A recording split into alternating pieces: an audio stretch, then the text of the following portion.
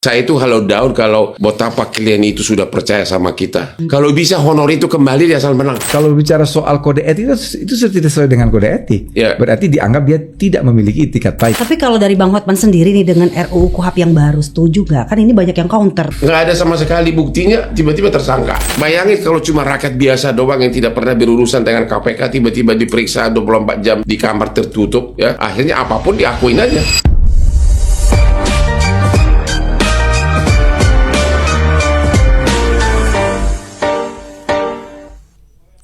Halo, apa kabar Anda hari ini? Semoga selalu sehat, tetap semangat, dan bahagia. Senang sekali saya Dian Mirza kembali hadir menjumpai Anda di WhatsApp Waktunya Hukum Menyapa, podcast resmi Kementerian Hukum Republik Indonesia yang inspiratif, aktual, dan mendalam.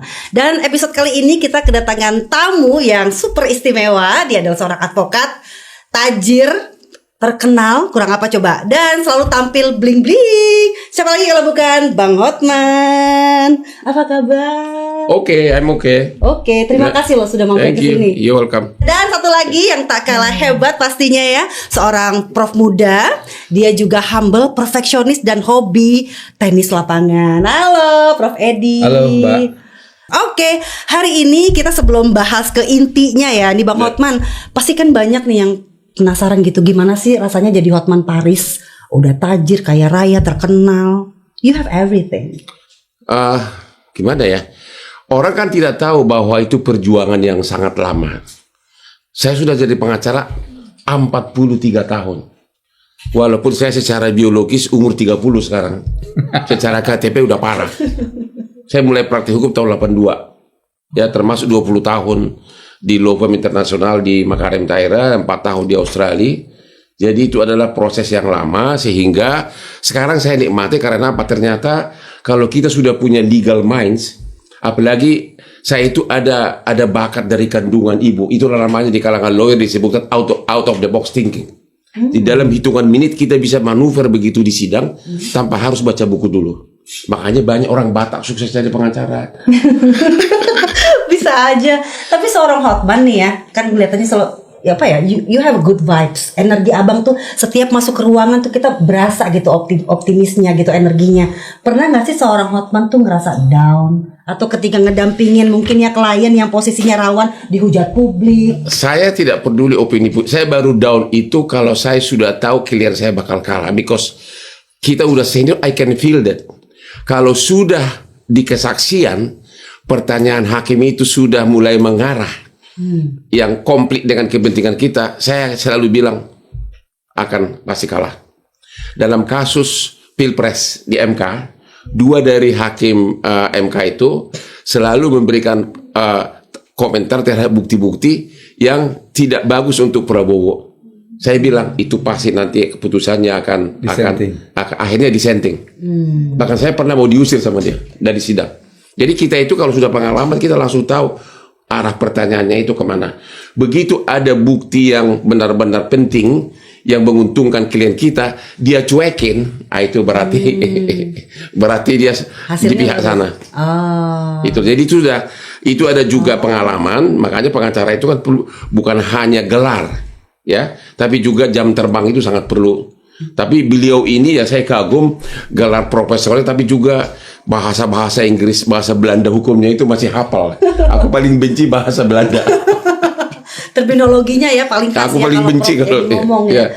Jadi kalau yang namanya down gitu ya, itu apa, hujatan publik segala macam udah kebal ya. Udah kebal itu, ya. Tapi ya saya itu halau down kalau betapa klien itu sudah percaya sama kita. Kalau bisa honor itu kembali dia asal menang. Usah itu, tapi what can you do? Dan itu bisa langsung, bisa 2 bulan kita down menunggu putusan kan, kesaksian, pembuktian, kesimpulan, baru 2 bulan lagi baru jelas-jelas kalah. Makanya saya gara-gara itulah kok bisa jadi berenang, karena dengan berenang pagi itu sambil merenung kekalahan. Jadi saya sekarang hampir tiap pagi jam 4 berenang di rumah.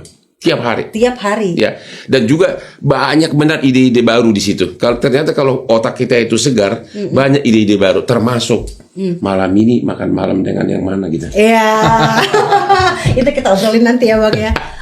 Bisa aja Bang, kalau misalnya kan tadi kan kita bicara soal kekebalan gitu ya. Ini yang lagi hangat nih, yang lagi diperbincangkan imunitas advokat RUU KUHP. Kalau sejauh ini pakai KUHP yang ada, ini hak pendampingan hukumnya kayak gimana sih untuk warga? Ya, ini dua hal yang berbeda, imunitas atau hak mendampingi. Imunitas kan tindakan dari seorang pengacara dalam rangka membela kliennya. Ada satu sekarang yang korban sudah dituntut 2 tahun gara-gara membela kliennya tapi melanggar aturan kode etik. Yang mana yang ditanya nih? Ya, selama ini pendampingan Abang, perlindungan hukum. Jadi yang paling fatal banyak pelanggaran hak asasi manusia adalah karena di Indonesia ini seseorang tidak punya hak untuk didampingi pengacara, saksi tidak berhak didampingi pengacara, baik selama penyelidikan maupun selama penyidikan saksi. Padahal justru disitulah paling banyak pelanggaran, terutama misalnya seseorang sudah diperiksa 24 jam tidak bisa didampingi pengacara, ya. Pas menit terakhir ditetapkan tersangka, udah matang, dia sudah ngaku semuanya dalam suatu ruangan tertutup kayak gini, dia tidak didampingi pengacara, sehingga karena udah keburu tanda tangan jadi tersangka di pengadilan udah susah dipatahkan karena dia sudah menandatangani BAP yang seolah-olah mengaku yang menguntungkan penyidik. Makanya salah satu yang mutlak, saya dengar tadi dari Pak Wamen itu sudah tertampung bahwa selama proses penyelidikan dan penyidikan, saksi itu harus berhak didampingi oleh pengacara. Pengertian berhak itu juga harus benar-benar, jangan seperti yang kita lihat waktu Pak Jokowi didampingi pengacaranya dikasih di belakang punggung, kayak tukang pengamen ditaruh di belakang. Benar-benar hak dari pengacara itu nggak ada. Pengertian berhak itu adalah setiap waktu apapun pertanyaan dari penyidik itu dan jawabannya, si terperiksa itu berhak konsultasi dan berdiskusi dengan kliennya, dengan pengacaranya. Tanggapannya silakan Prof. Edi.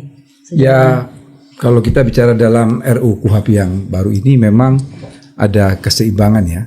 Jadi kita tahu memang kita bicara soal KUHP dimanapun di muka bumi ini, yang namanya Kitab Undang-Undang Hukum Acara Pidana itu adalah Ius Punendi. Ius Punendi itu adalah hak negara untuk memproses, menuntut, menghukum sampai melaksanakan pidana.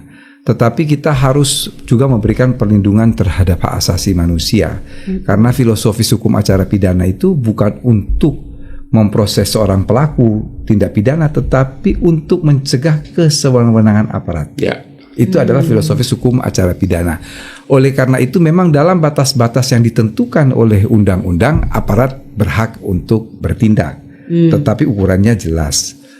Di dalam RUU KUHP ini memang kita mengedepankan fungsi advokat.